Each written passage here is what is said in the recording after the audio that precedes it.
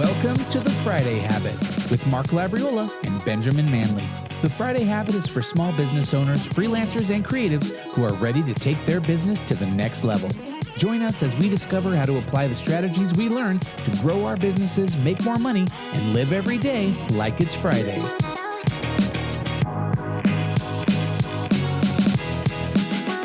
And welcome back to The Friday Habit. Mark, do you do karaoke?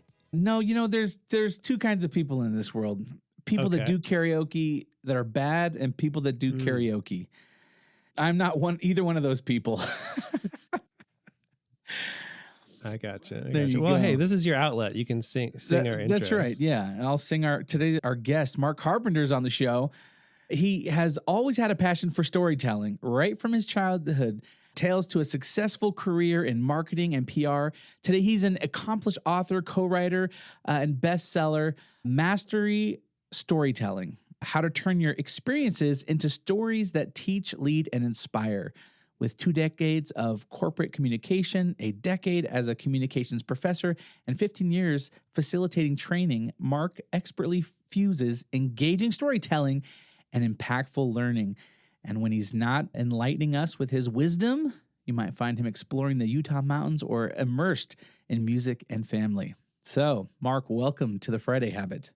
Thank you. I feel the need to clarify something in that intro because we had all those years of things. Some of them were overlapping because it makes it sound like I'm 112 years old or something like that. I was trying to count, and I was like, wait a second. You don't He's look that had old. Hold on 25 years in this and an additional 30 years here. Well, you look no older than 50, so. Oh, that's very generous. Thank you. That's awesome. And you live in Utah. I just, on our trip out west, we went to Utah. It was one of my favorite states. It was absolutely beautiful. Do you love it there? Yeah. Oh, I do. And this is one of my passions that I'll get out and do things in the mountains and just to be here. It's fun when I meet with people from all over the country, all over the world, really. And I'll put up a virtual backdrop of the mountains here in Utah that are just outside my home. And they're like, what? You look at that every day? And it's like, oh, yeah. That's what I do. But you get that there in Colorado, too. You understand the joy of just having those mountains surrounding you. Yeah, I tell my kids, Ben's in Virginia, and it's beautiful. It's more like rolling hills there, than mountains. But I just tell my kids, because they've grown up here, and as you're driving home, we see the Rocky Mountains and the sun setting. And I'm like, you guys, just don't ever take this for granted because people don't get to see this every day like you do. You get immune to it when you're like seeing it every day on your commute home from work. But I'm like, this is very unique, and special. Yeah. And every place has its own uniqueness and specialness and beauty about it. I was out visiting in North Carolina and was able to go into the Smoky Mountains there in Western North Carolina, which is probably more like you're experiencing in Virginia. And the green is fantastic that we don't quite get out here in the West. So every place has its own beauties. And so there's the lesson. There's the lesson within those stories is enjoy that. Enjoy what you have and don't take it for granted. Totally. What you also, I saw you do music. What kind of music are you playing? The accordion? Piano, I do some new age and pop stuff and Broadway stuff, just playing around. I'm no professional musician, I'll tell you that. I also play the violin and other stringed instruments. When I was in high school, I played bass in a rock band. So nice. I just love all kinds of music. That's awesome. And then so what got you into kind of the whole like teaching people and education? Take us back a little bit about, your story of how you got to where you are. Yeah. And I think I've always been a teacher.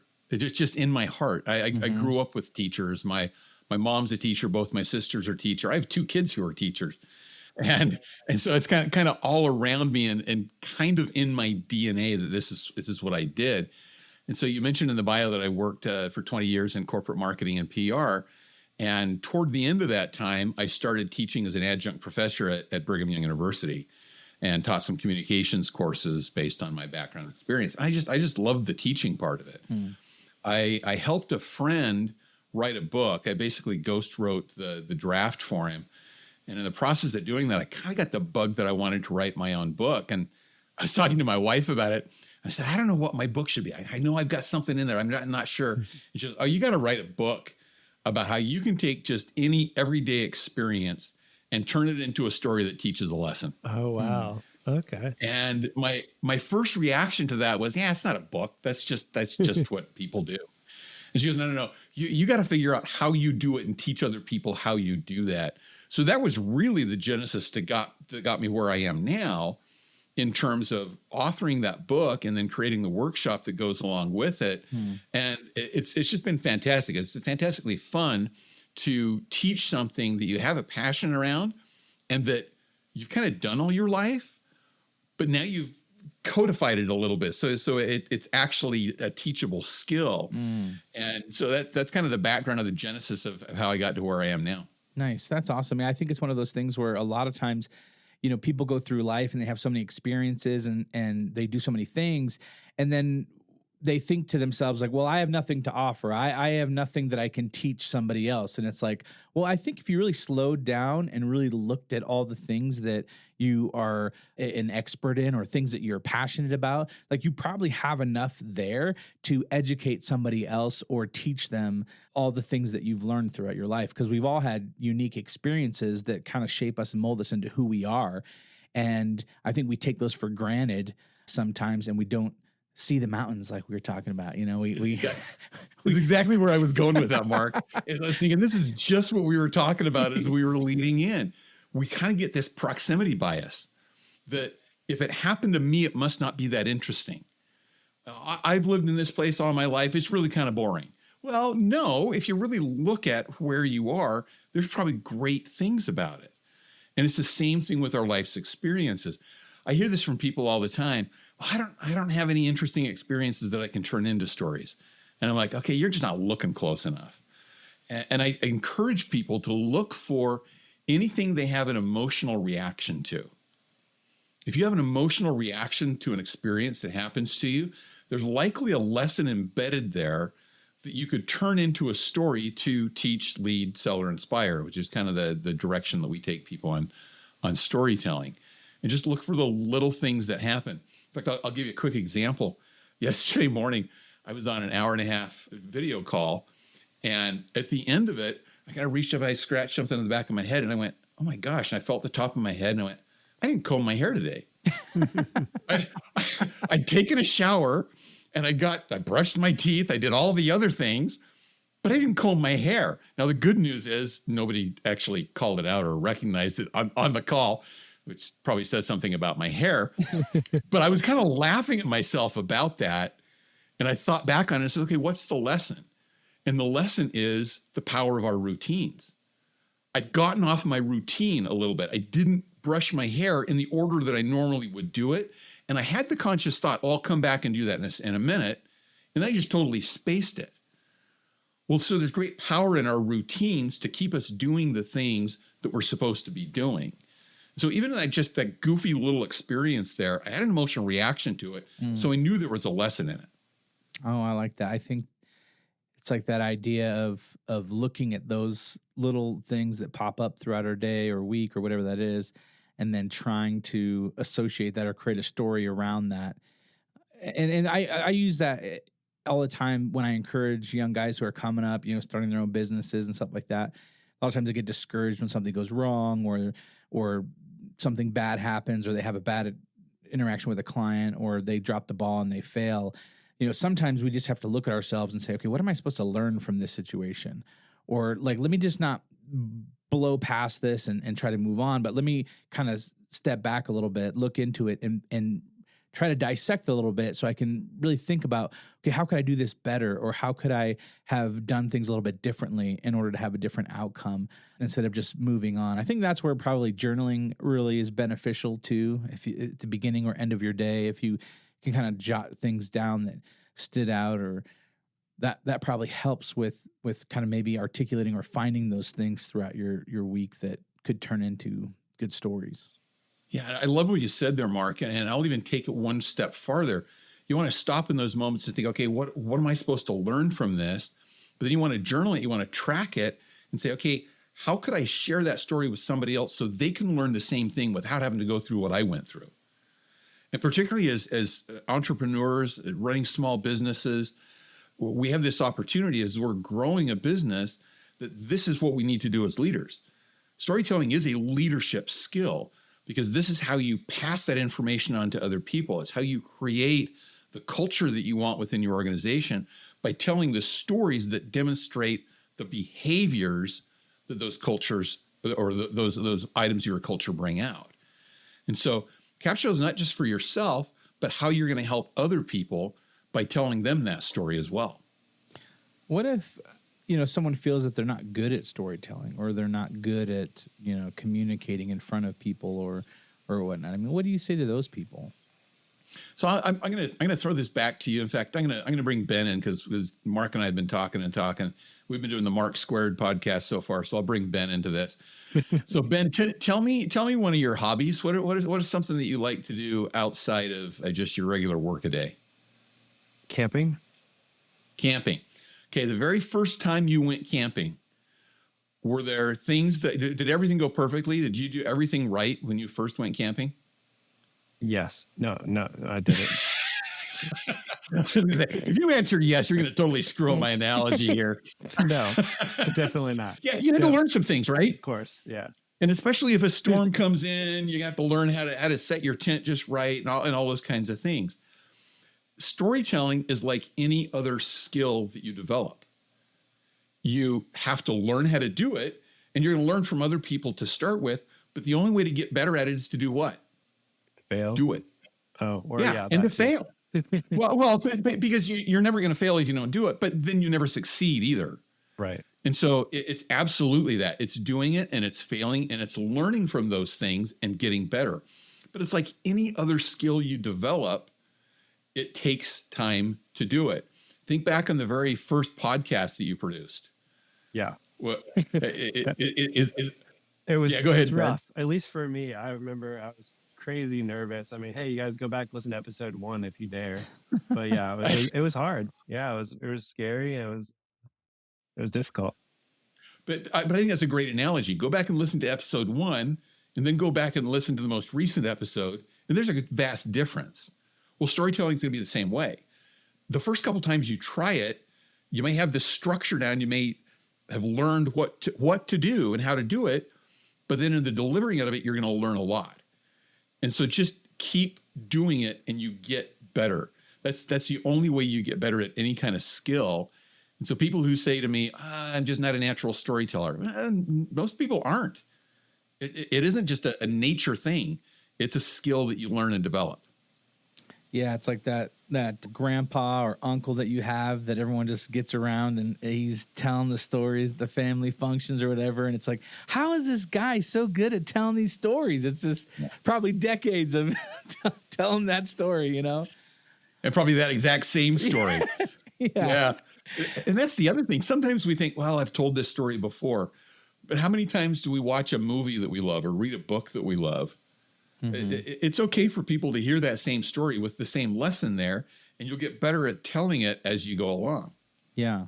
So what was it as far as like, this idea of master storytelling? Like, did you find yourself, were you good at storytelling? Is that why your wife said, hey, you should write this book because you have a story for everything and you were good at that? Or was it, again, those years of experience of marketing in PR where you're constantly having to tell stories and spin things or connect with people and sell stuff Yeah.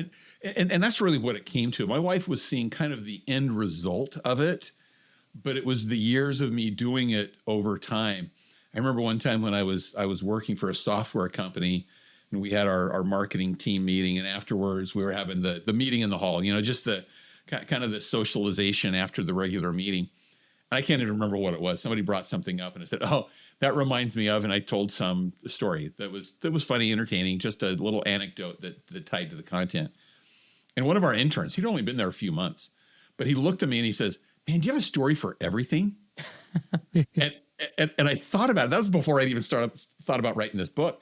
But I thought about it in that moment. I went, yeah, I kind of do. But it's just been one of those things that over time, that's one of the items that has been important to me and that I've picked up. and just kind of tracked those things. And so it became more natural to me just the more that I did it. Hmm. Is there anything you would say about storytelling versus just giving people facts or information? Like, what's the difference? Is it better? Is it worse? Like giving statistics versus a story versus, just sharing something in a different way.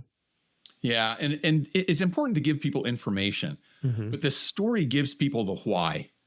It helps people understand why that information is important to them.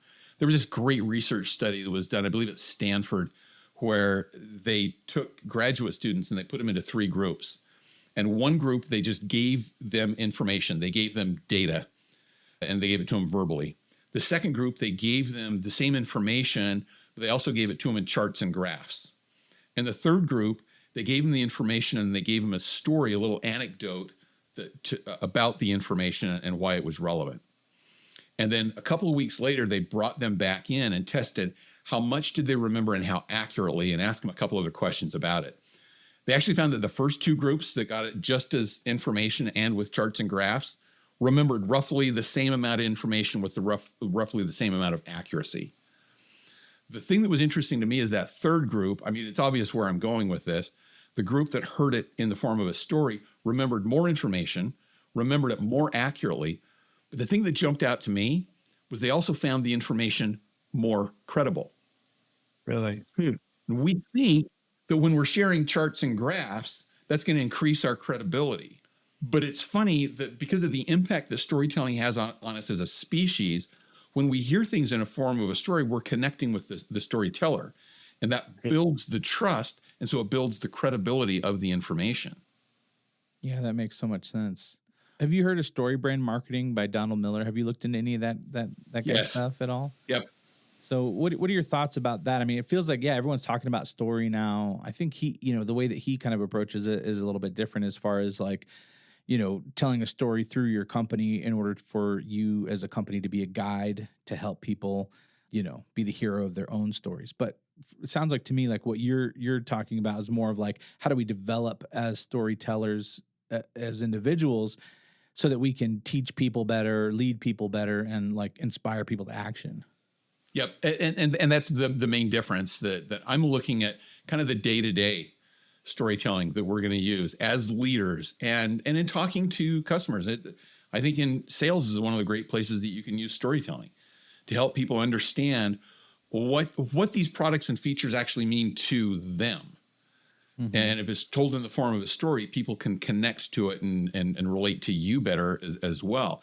And so, for me, it's really more of the day-to-day. And the subtitle of the book about teach, lead, and inspire, I would include sell in there if I was rewriting the book today, but those are the big 4 that we look at: teach, lead, sell, and inspire. How do you use storytelling just in your day-to-day work to help drive home the concepts that you want to and really make the connections with people as a leader? Is there like a framework or some sort of like, outline, that one could follow as far as like when they think about, going into a situation where they're going to teach or going into a situation where they're going to sell or lead, like, is there some sort of framework that we can kind of follow to say, okay, this is how we should think about this? Like, I'm going into a sales meeting, and what does that look like for me to tell a story, in a sales meeting? Yeah. Yeah, absolutely. And so I'll take your example of the sales meeting and use that as I describe this, because I worked with somebody a while back who, and I didn't even think about this as a use for storytelling until he brought it up, but he was in sales and he said, I am using the framework you taught me in storytelling for my regular meetings with my leaders, because I used to just go and give them the information and they'll say, okay, why isn't this performing as well? Why isn't this? And why did you have this success? Is what I've started to do is quickly lay out the numbers, and then I'll say, let me share with you an experience that I had that shares why these numbers are this way. And he would tell them a couple of experiences that he had along the way with clients. And he said, the funny thing is, they don't push back as much. They listen to that and they go, oh, I get it now. I get why the numbers are what they are. And I thought that was just a brilliant use of storytelling. But when you're talking about structure, there's 4 things I'll bring out for you. You can go back to Joseph Campbell's The Hero's Journey, which has 17 steps, but that's too complicated for my little brain. Too many steps. And I find it's just really, really complicated for people, particularly to absorb in telling like a 3-minute story. It's hard to get 17 steps in there in 3 minutes. And so the thing I always start with is, what's your intent? What's the purpose of you telling this story? So I'll use my friend as an example. His purpose was to help his leadership to really understand what the numbers mean in his sales. So he goes in with that intent. And then I look at 3 little sections that you can use to divide your story up. There's a current state.